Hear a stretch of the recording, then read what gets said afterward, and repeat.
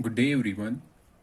So, we are on the fourth lecture of the course on computer organization and architecture.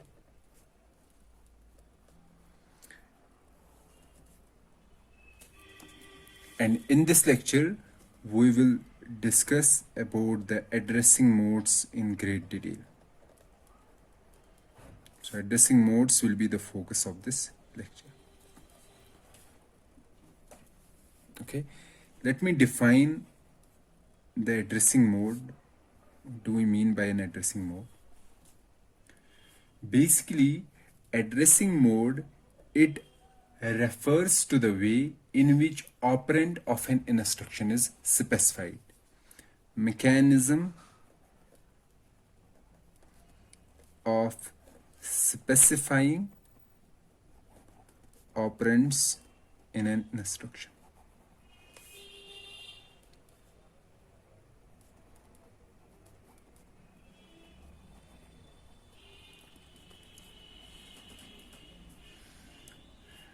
Depending upon the addressing mode, what kind of addressing mode we are used, this specifies, addressing mode specifies a rule for interpreting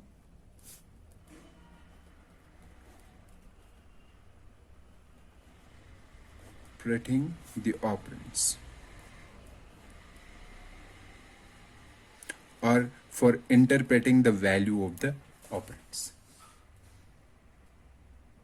Okay, so whenever we have some instruction, and every instruction, it has to execute some operation on some data. How this data is accessed? Where is this data? Location of the data?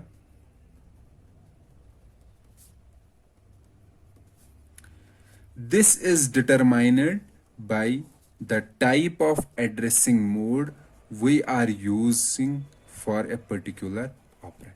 For example, if I have a data in register R1 and another data in register R2, so here data is D1, in register 2 data is D2. Now let us say we want to add these two data items and place the result in another register R3. Okay, so what we will do, so this type of notation, this notation I am presenting here, it is called a register transfer notation. For example, if I write R1 and then this back arrow R2, that means the data of R2 is transferred into R1, or we can say copied into R1. So this type of notation is used to understand the functionality of an assembly instruction, and this notation is called register transfer notation. So let's come back here. So we have data items, two data items stored in registers R1 and R2, and we want to add these two values and put the value in R3. So my instruction should be, I should have an opcode. So opcode is add, then the operands. So what are the operands? There are two source operands. Who are the two source operands? R1 and R2, and one destination operand, that is at R3. I will write R3, R1 and R2. So writing R1 and R2 here, it means that we have to get the value of operand from these registers R1 and R2. So simply writing the name of a register, this type of addressing mode, this is also one addressing mode where we simply write the name of a register.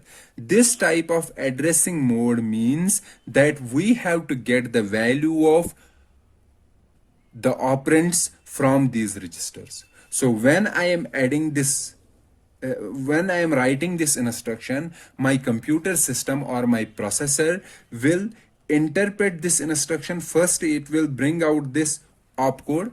Now after getting the opcode, it will find out the operands, and the type of addressing mode I am using for the operands will determine how my processor should get these values. So in this case, the processor should read the value stored in R1, that is D1.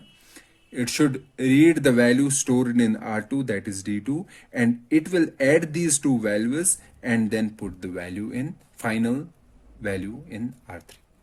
So the complete operation will be D1 will be the contents of R1. So when I am writing this square bracket, and inside a square bracket we have a register name. That means we want the contents of this location of this register. So the contents of this register are D1. And what is the content contained in register R2? R2 is D2. And then these two values are added and the result is put in R3. Okay. So you understand the notation also, register transfer notation also. If I am writing like this, it means get the value contained in R2. R. Contents of the register. If I am writing like this, for example, I have two brackets and inside is R. So this inside portion, this one with a single bracket, this says get the contents of R. Contents of R. Okay, let's say contents of R is X. So now if we rewrite this form, it will be bracket. So for the inside square bracket one, we are writing X and then this. So X is some value. Okay. So this means get the content stored at X, because the square bracket means get the content stored at X. So the contents, we have to go to the memory. Okay, in this scenario, if we have some constant value inside a square brackets, that means this constant value is the address of memory. And if there is simply a register inside square brackets, it means the value of this register. And here a constant means we have to go to the memory at this particular location, at this X, we have to get the data. Let's suppose data is D. So this double brackets means that first get the value from the register and then go to the memory location at that particular value and get the data item stored at that location. Okay, this is kind of notation here.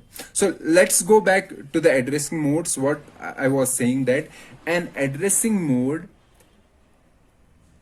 is a mechanism to specify operands in an instruction. Okay, so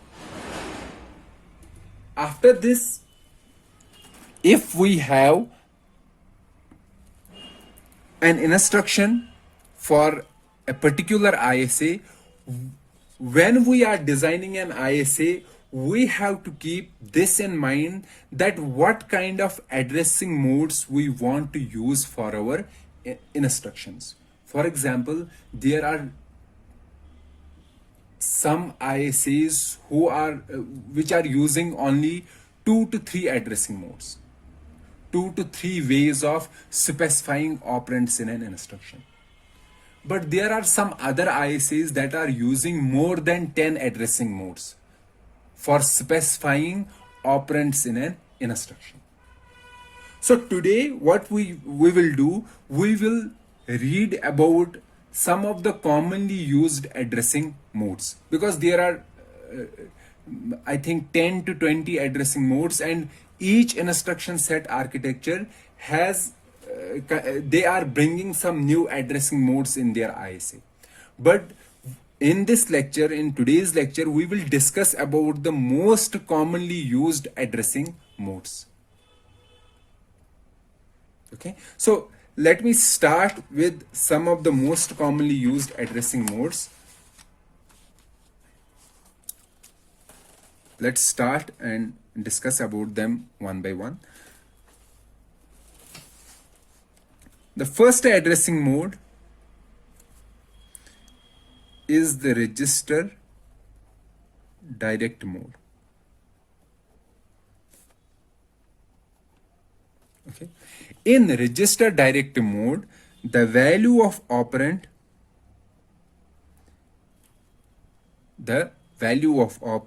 is contained in the register.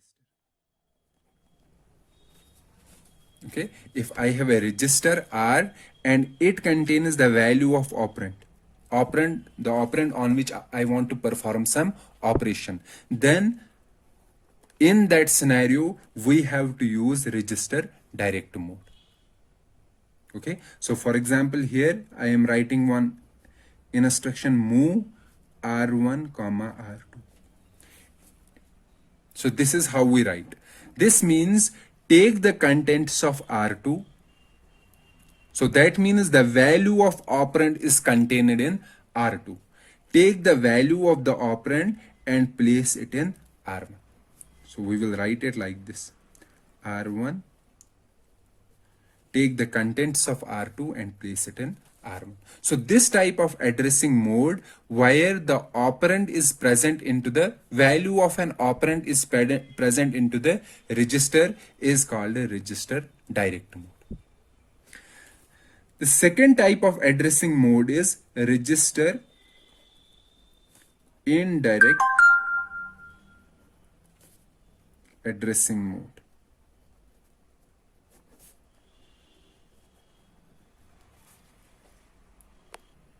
In register indirect addressing mode, the value of operand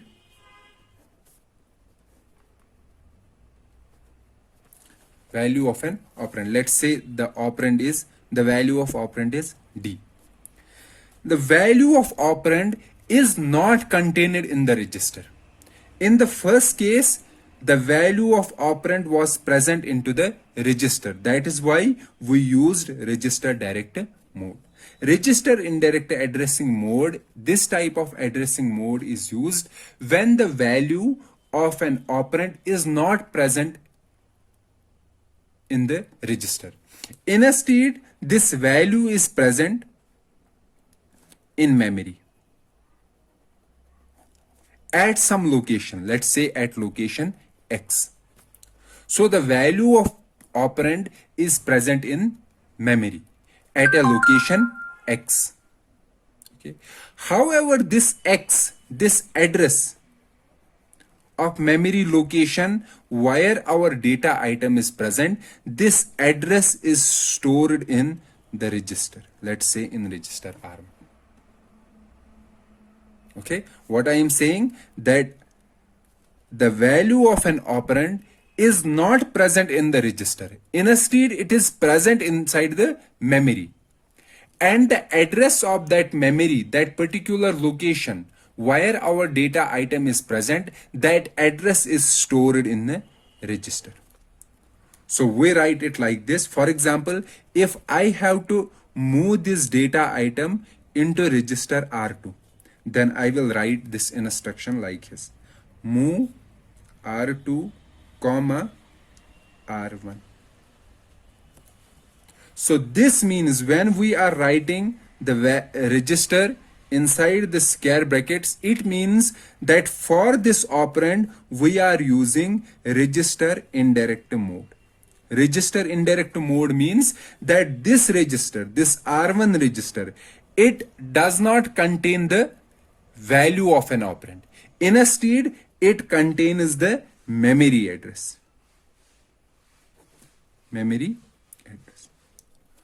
So how will we execute this instruction move R2 and square brackets R1. How will we execute it? We will first read the contents of R1.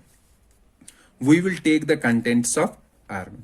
So what are the contents of R1? What is there in R1? In R1 we have X. What is X? X is the address of memory where our data item is present. So first of all, from R1 we will get X or address. Whose address? Memory's address. And this address is called effective address. Effective address. So in register indirect addressing mode, what is there in the register that is using register indirect mode? In that particular register, we have an effective address. Okay. After getting this effective address, we will go to the memory at this particular location at X, and we will read the operand value from there. So we will get an operand from there. After getting the operand, we will put this value in R2. So in terms of register transfer notation, how will we write it? R1, we will write it like this. Okay. So this means the inner square bracket says get the contents of R1. So what are the contents of R1? X. Okay. Then the outside bracket means get the contents stored at this X. Stored at this X. And what is this X? This is the address of memory location where our data item is present. If I write like this, in an instruction I am writing this, move R2. Can you tell me how we will execute this instruction? The first of all, what we have to do is we have to get the value of the operand.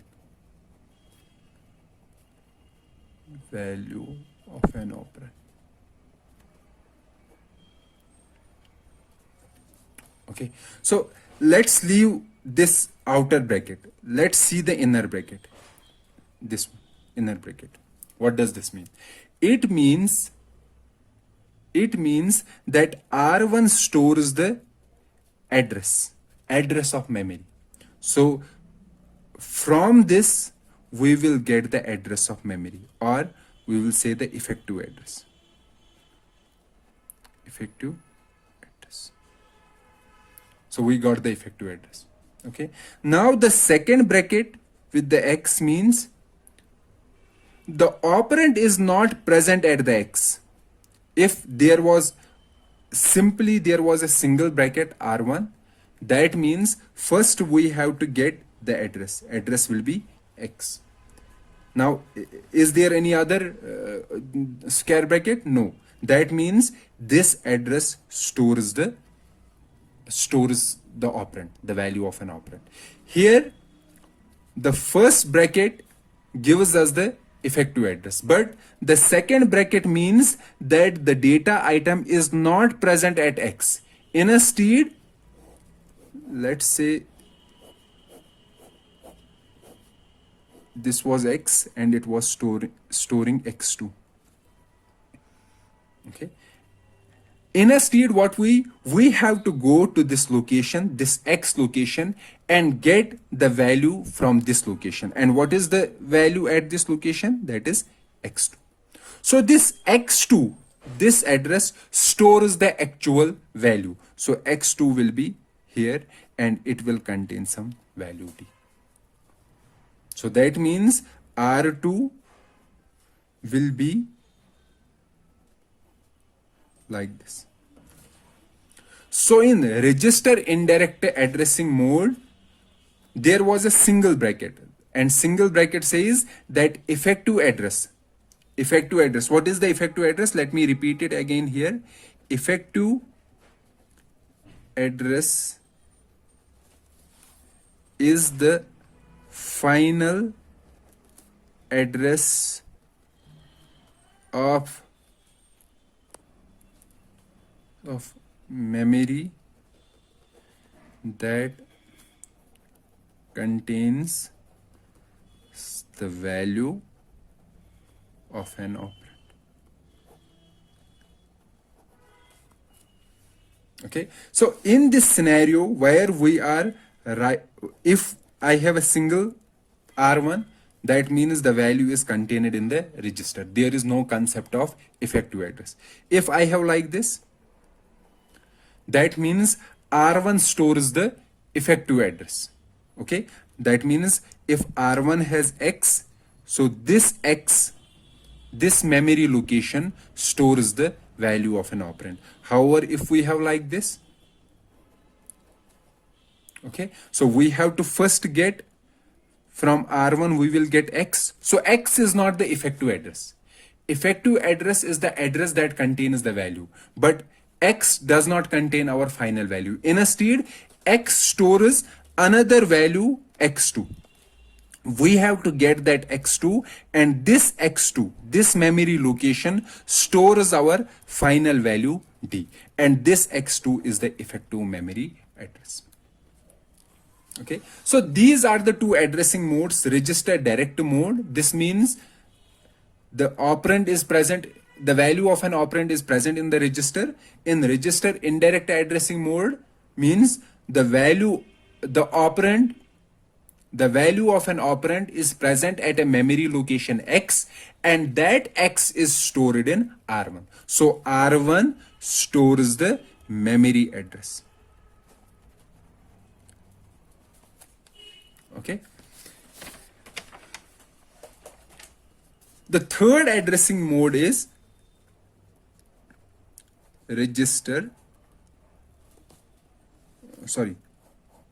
memory direct mode.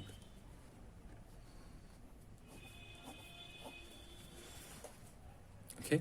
In memory direct mode, in this addressing mode,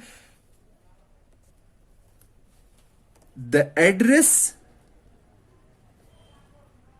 the operand is present in memory.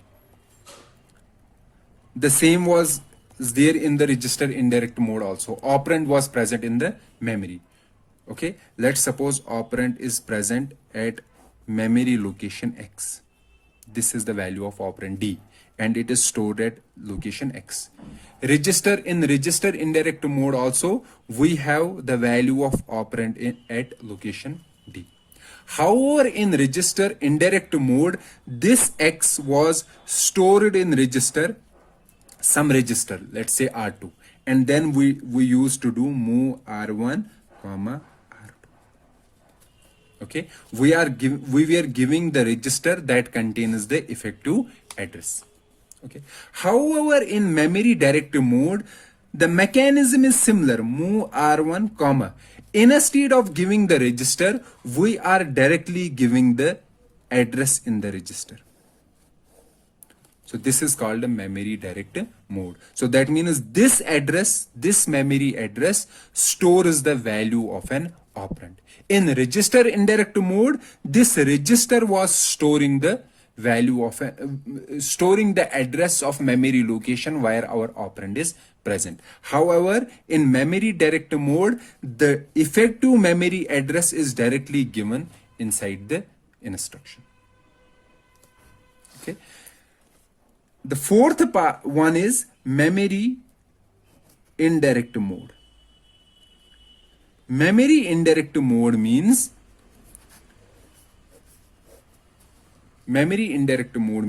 that in an instruction we have an address X.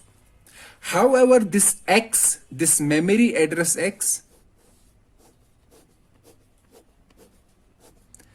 this does not store the value of an operand. Instead, it stores some other value that points to some other memory location. And that particular memory location contains our data. It was like this, like I said, memory indirect mode is So the first memory access, in the first memory access, we will find out the actual location that contains our data. Then in the second memory access, we will find our data. So in register indirect mode, in memory indirect mode, we have to do two memory accesses to get our data. The first memory access will be to find the address which actually contains the data, and the second memory access will be to get the data. So this is memory indirect mode. Okay, so memory direct mode says the value, the effective address or the address where our data item is present, that is located at this memory location. However, in memory indirect mode, we are saying the effective address, the address of a memory location that contains our data, that particular address is stored at this memory location, at X memory location.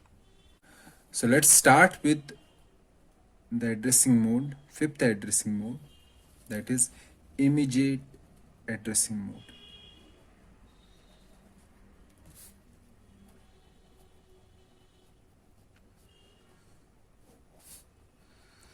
In immediate addressing mode, the value of operand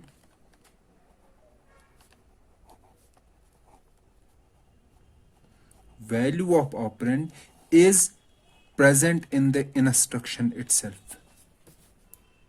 Okay, for example, I have an instruction add r1 comma r2 comma 3.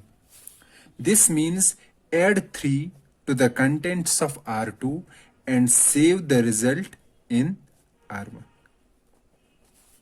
So the third operand, this, or the second source operand, the value of the operand is in the instruction itself.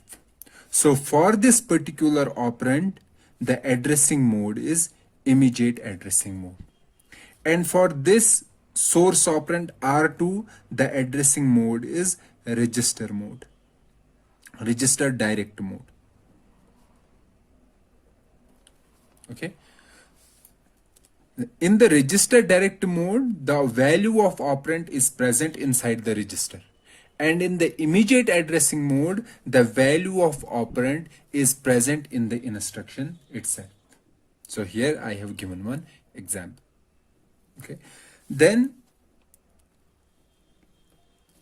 comes the base offset addressing mode.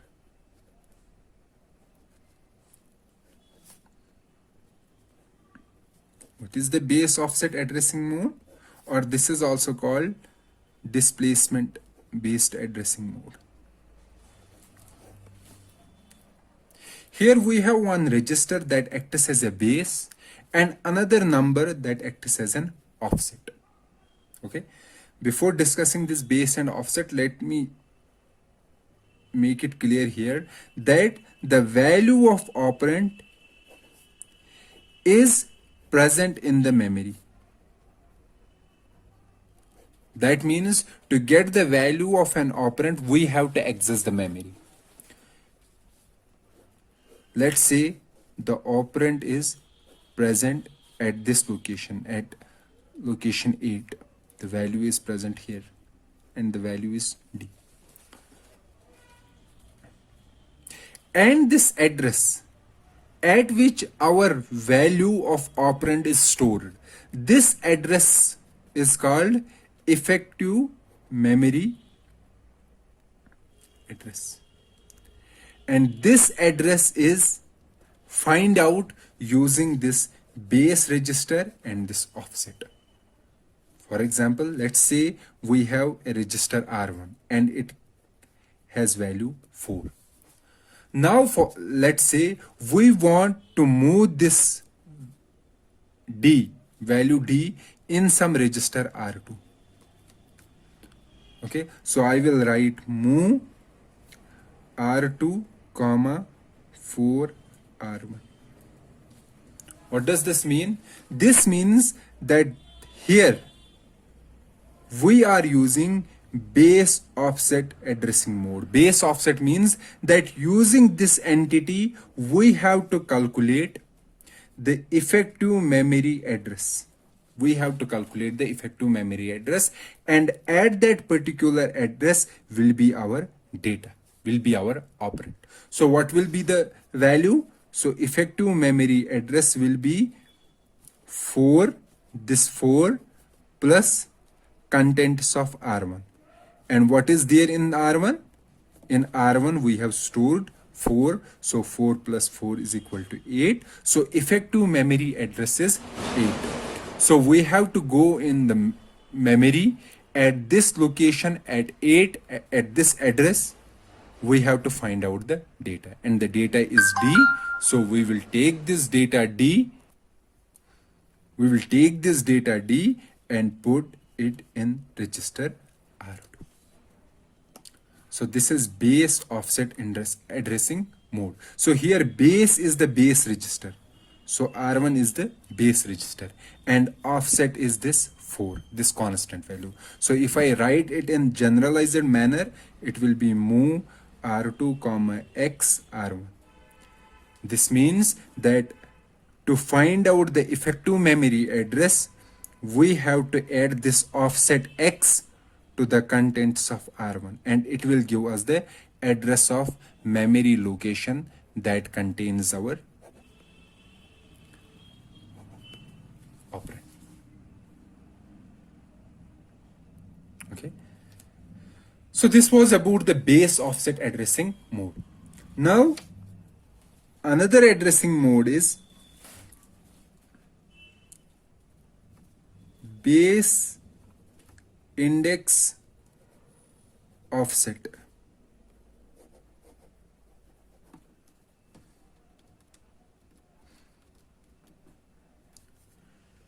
Addressing mode.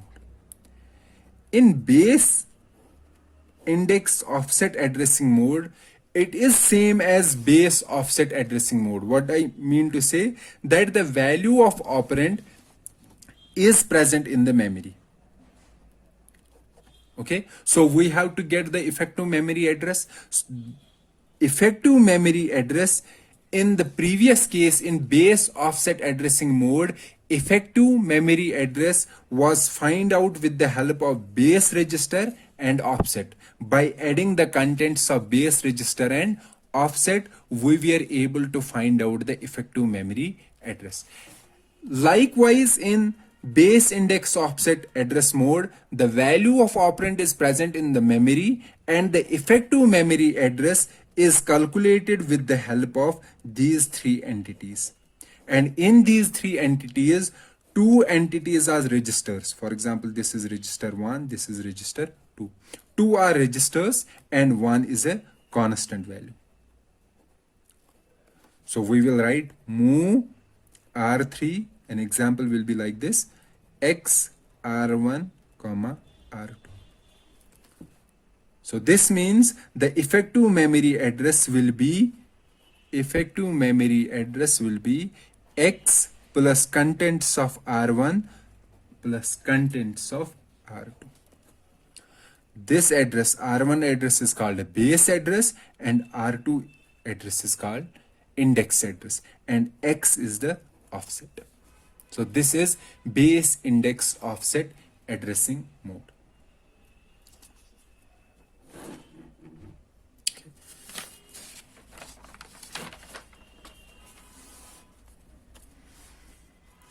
The 8th addressing mode is the PC relative addressing mode.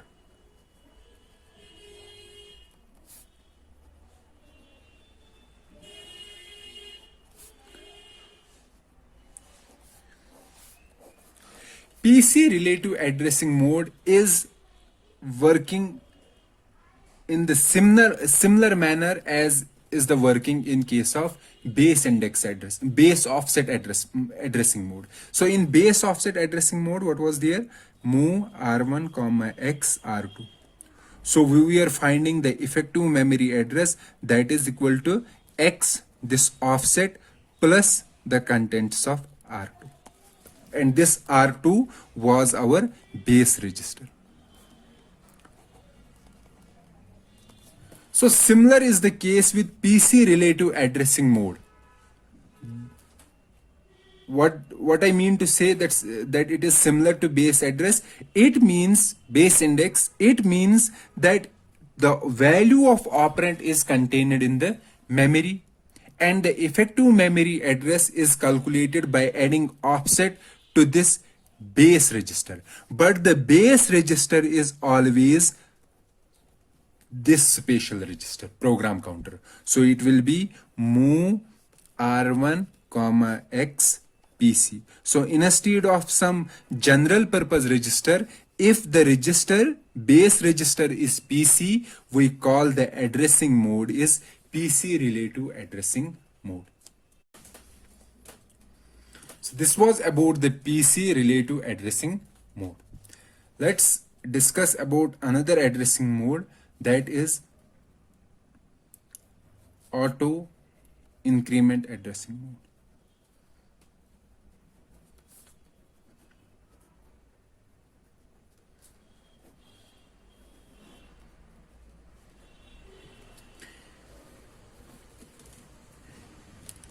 In auto increment addressing mode, the value of operand is present in memory.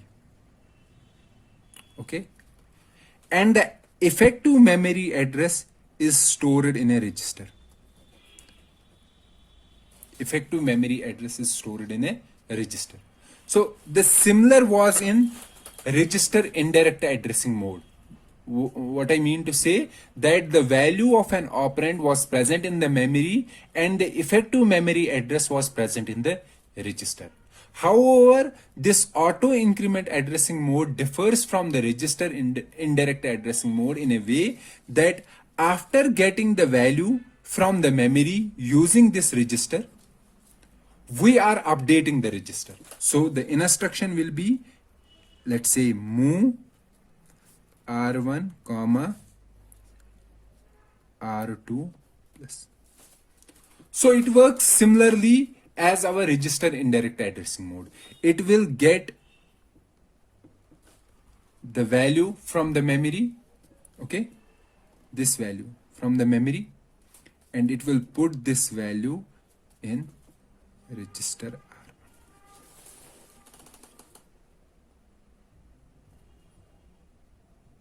Okay, this was happening in register indirect addressing mode as well. However, the difference is this, that after moving the value from this memory location to this register, it will update r2 with r2 plus plus. It will increment the r2. So not only we are using register to store the effective memory address, but we are also incrementing the register after executing the instruction. The similar mode is auto decrement addressing mode.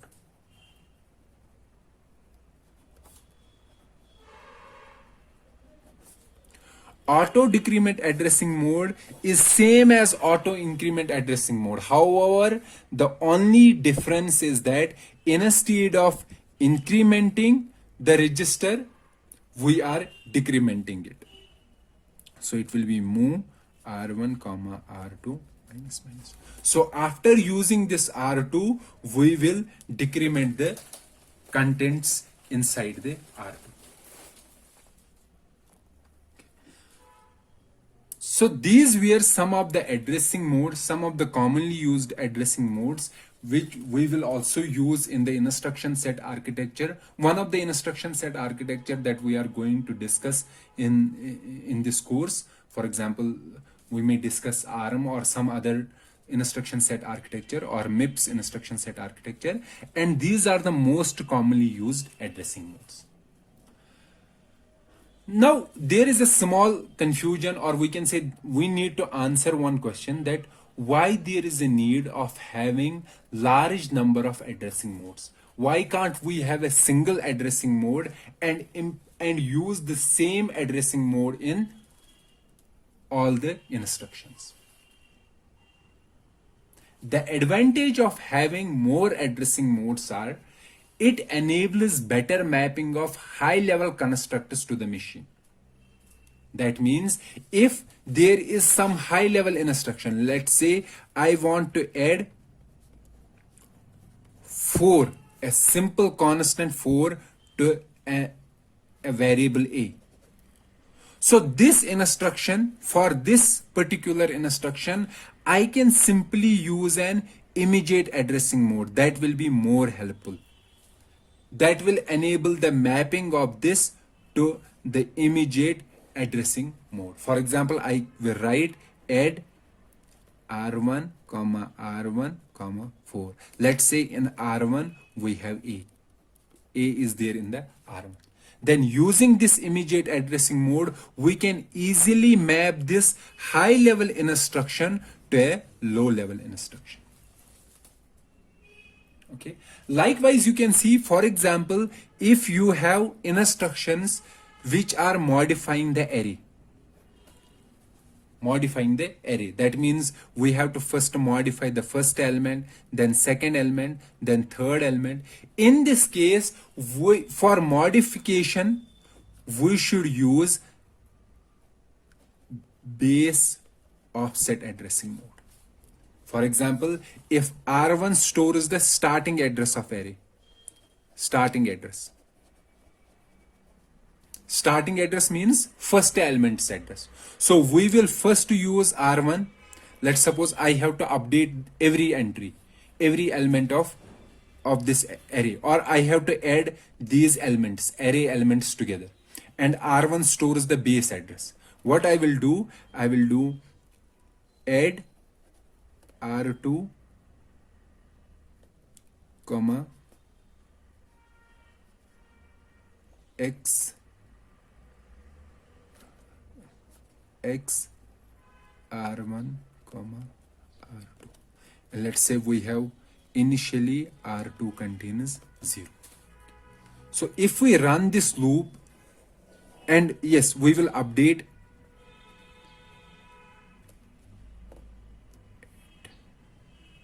or we can say we will update x to x plus 1 and run this loop, and this loop has following 3 instructions, or sorry, only these 2 instructions. So what is this doing? It will take R1, the first value in x will be 0. That means it will take the first value. Then we will update x with 1. So effective memory address, using the effective memory address scheme, it will take the second element, then third element. It will add these elements together and store the final result in R2.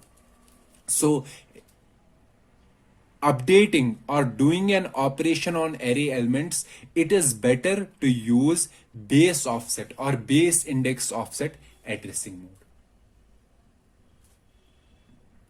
So we can say that some accesses are better, or some high level instructions are better expressed with a different addressing mode. For example, array accesses are better expressed with the help of base index or base offset or base index offset addressing mode. Likewise, for constants, we should better use immediate addressing mode. For let's suppose for pointer based instructions, where we are pointing to some location, we should use memory indirect or register indirect addressing mode. So every addressing mode will be mapping very closely to a high level construct, and that will help us to easily write the machine code for a high level language.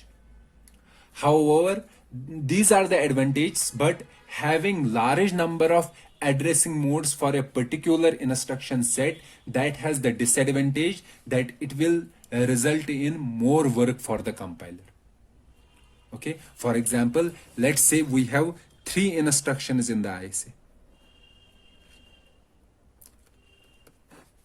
and we have 10 addressing modes. Let's say we have 10 addressing modes in this ISA. So let's say I am using, with each instruction I can use any addressing mode. So how many possible instructions are, possible formats are 30 formats. Okay, so having more number of addressing modes for a particular ISA, it will make the compiler complex.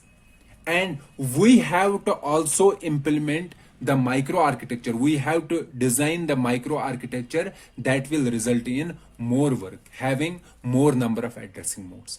Please understand this in great detail and look out, give your suggestions or your answers in the comment section. What are the other disadvantages associated with having more addressing modes? Okay, so to end my lecture, I have to discuss one it is basically a one term that is used for some special ISAs, that is the orthogonal ISA. What do we mean by an orthogonal ISA? An orthogonal ISA is an instruction set architecture where all addressing modes can be used with all instruction types. So whatever possible addressing mode is, that possible addressing mode can be used with any possible instruction. So that is called an orthogonal IC. So I will write down it here that all addressing modes can be used with all instructions. And one of the example of an orthogonal ISA is VX. And please understand this concept clearly, and you have a homework of finding out what is the advantage of having an orthogonal ISA and what is the disadvantage. Okay, so this was all about the addressing modes that are used in instruction set architectures, most commonly used addressing modes. So basically in lecture 4 and in lecture 3rd, we were discussing about the elements of an ISA. And in lecture 3rd, we discussed about the memory, about the instruction set architecture. And in lecture 4, we elaborated about the different addressing modes. So instruction and memory, these are the two, instruction set and memory, these are the two main elements of an ISA. However, there are many other elements also. For example, instruction set architecture, it defines the mechanism of exception and interrupt handling. If I have a processor and I want to design an interrupt handler in that processor, so my ISA specifies what type of interrupt handling and what type of exception handling should be there. Not only this, ISA also defines the privilege modes. Okay, who can execute what instructions? Do we allow all the users to execute instructions, to execute all the instructions on a computer system, or should we have some instructions that users can execute, however some special instructions that only administration can or admin can execute? That also comes under the elements of an ISA. Likewise, we have the support for virtual memory, how to provide the support for virtual memory, how to handle the thermal management, how to handle power management. These are all the elements of an ISA. However, currently, the only two important components that are in the scope of this lecture series are the instruction set, and the memory. Okay. Later in the course, we will also discuss another element of an ISA, that is the virtual memory, but that will be in the last lectures of this course. So let me end this lecture here. We will meet in the next lecture, in lecture number 5. Till then, goodbye.